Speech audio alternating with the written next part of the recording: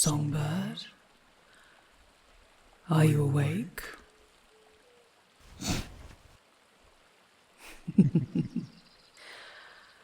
You can pretend to be asleep all you like, but I can hear your quickened heartbeat and see the smile you're trying to hide.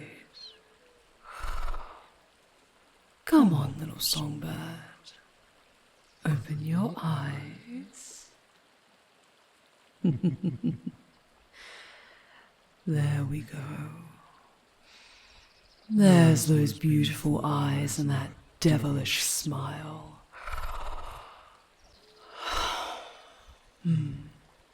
Yes, I'm still in my true form. Magnificent, isn't it? Why? Well, back in the city I lost control of my rage, and my power shattered through the magical restraints. So I worried that I may not be able to shift back into this form if I resumed my humanoid one so soon. I thought it best to remain in my true resplendence until we return to my horde, and my strength is renewed within the safety of my caves. Besides, I can be spotted from a mile away, and any wayward travelers would be wise to steer clear of this oasis until we have left. They may have been able to subdue me when I was smaller, in that disgusting capital full of foolish mages. But they'll think twice before approaching a blue dragon out in the wild. Fear not, my songbird. We will not be disturbed.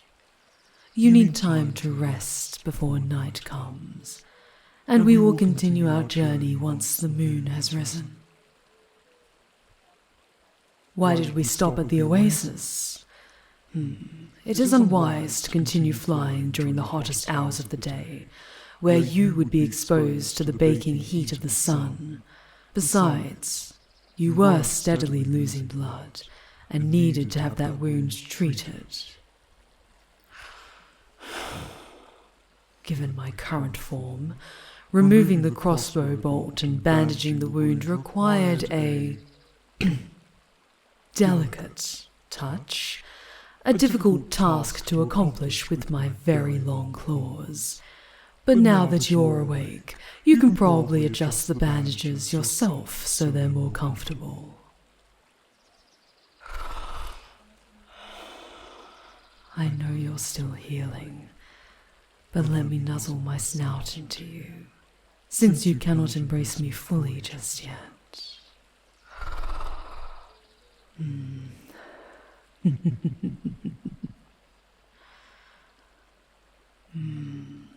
Your hands feel wonderful against my scales.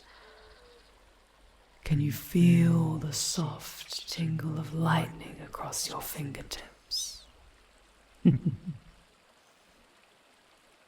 It's like caressing a storm cloud. Well, I am called the Laughing Storm after all.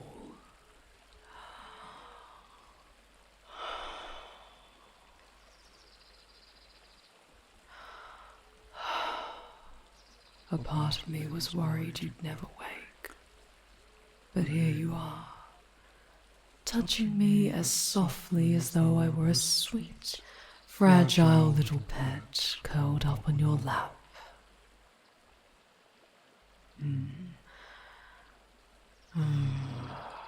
Now don't get carried away. I'm still a dangerous, fearsome dragon.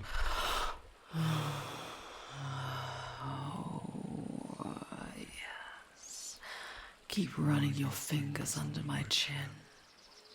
Yes. Right there.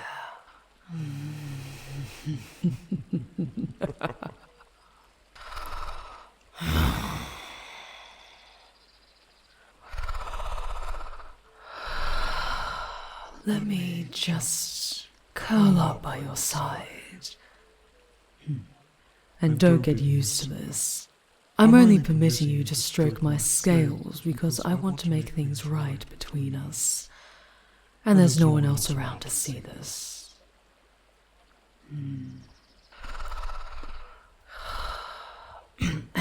And don't you dare put this in any songs.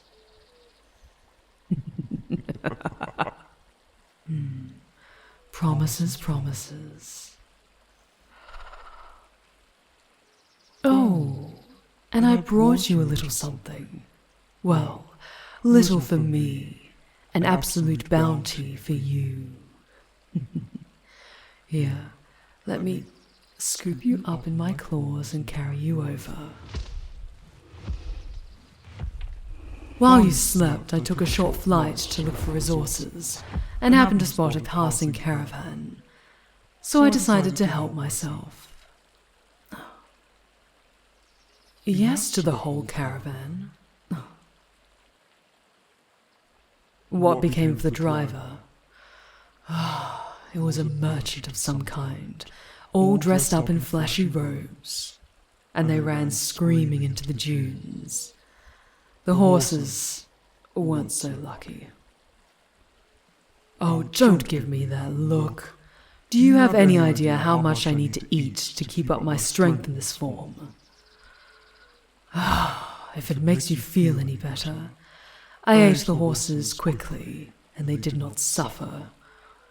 I even made sure to clean the blood from my scales before returning to you. I didn't want you to die of fright seeing a dragon smeared with blood looming over you. Look, I am trying. I am unaccustomed to making mortals happy. But I said that I would make things right. It was through my actions that you got hurt. So letting you pet me and getting you a caravan full of things that mortals like is my way of saying I am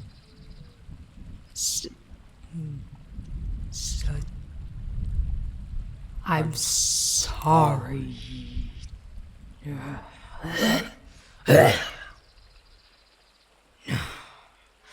Now when you're done wearing that smug grin on your face, have a look through the caravan for some clean clothes. And I smelt treasure in there somewhere, so be sure to show me if you see anything interesting.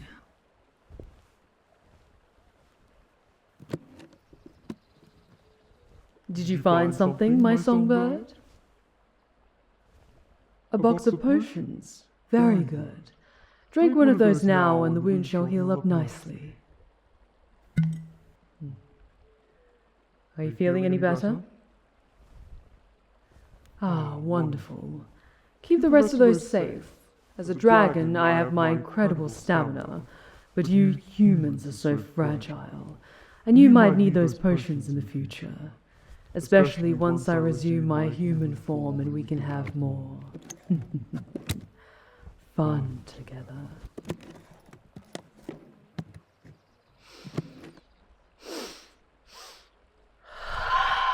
Oh, I smell something pretty. Something made of gold. Jewelry. Show it to me. My, that is an exquisite sapphire pendant. And I think it would look wonderful on you.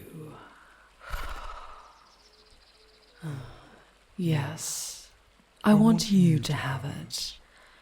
While I think it would be a welcome addition to my hoard, I much prefer seeing it adorn your wonderful neck.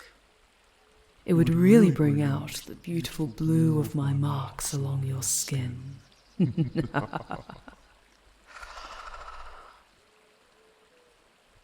Oh, and you found some clean clothes as well.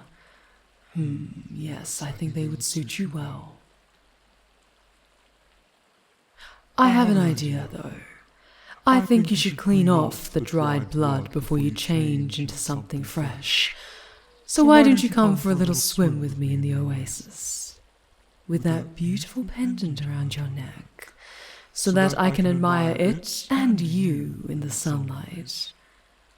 It's just the two of us here after all, and no one around for miles. How does that sound? Lovely. Now get undressed and join me in the water.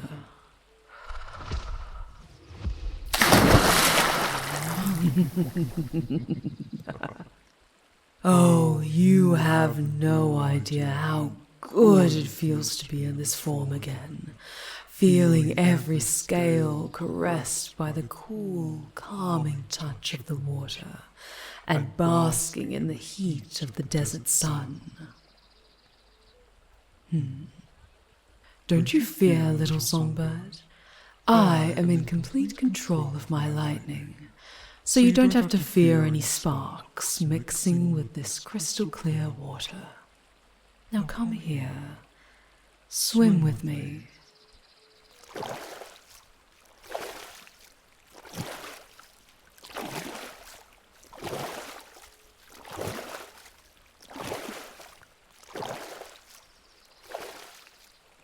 Come here, so you can perch on my horns if needed. It's very deep out here in the center of the water, and I would hate for you to sink. Though, of course, I wouldn't let you slip away into the darkness that easily.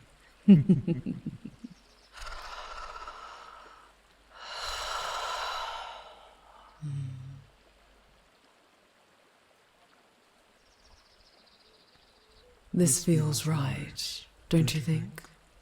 Just being the two of us again. Far away from that noisy, ugly city. The only good thing about it was that you were there, filling its streets with your beautiful songs. But once we return to my caves, you can sing just for me again. What was that? What does it feel like in this form? Oh, how do I begin to describe it?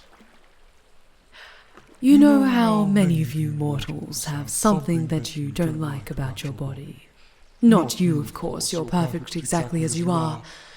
But imagine if you felt completely comfortable with every last part of you, utterly free and at peace with your truest sense of self. That, and I have enough power to destroy entire armies in the blink of an eye, which is a wonderful sensation.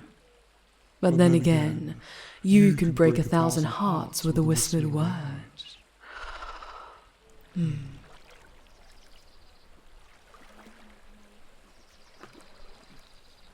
Oh, would you care for something to eat? You must be hungry. Yes? Hold on a moment. I think that merchant had a bag of rations somewhere. Here you go. Now, make yourself comfortable on my shoulder. There is something I wish to discuss with you.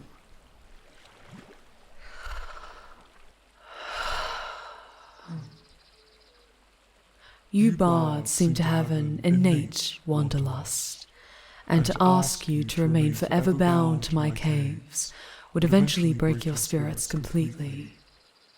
And a songbird with broken wings will eventually stop singing altogether, starved of inspiration and new stories to tell. But you still wish to return with me, don't you? You still wish to be mine.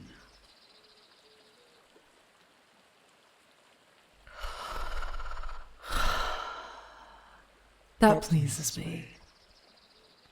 Perhaps we can come to some manner of arrangement. Normally we dragons do not negotiate, but for you, my darling songbird, I am willing to make an exception. What I said was the truth. You are mine, and I have marked you as such. But what if You called your place at my side your home, and once a year you went out into the world to sing, dance, and inspire others with your melodic genius for about a month or so. But then when you return to me, you must bring with you a gift of some kind. Something like that beautiful pendant around your neck. Something shiny to add to my glorious hoard. To add to the pile where we lay together as lovers. But be warned, I am the last lover that you shall ever take, and I do not share those who I have marked. I have a remarkable sense of smell, and will know if you betray me. Does this sound agreeable to you, my songbird? You need time to think. Very well. For now, let us bathe in this beautiful oasis. Enjoy the rest of this afternoon, and then I shall take flight in the evening. It is good to have you back with me, my little songbird. And soon we shall be home.